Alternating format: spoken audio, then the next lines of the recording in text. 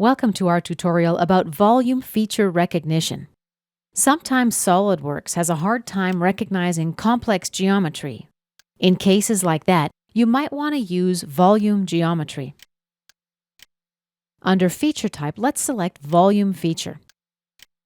Now let's make our selection of entities in the graphic area, and we'll right-click and select Other to get the remaining faces.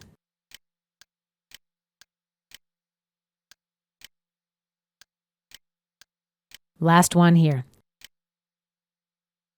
Click Recognize. And OK. And as you see, now we have a thicken feature in the design tree. The volume feature is not as flexible as some other options, but it can still be a valuable alternative. This concludes our tutorial about using the volume feature.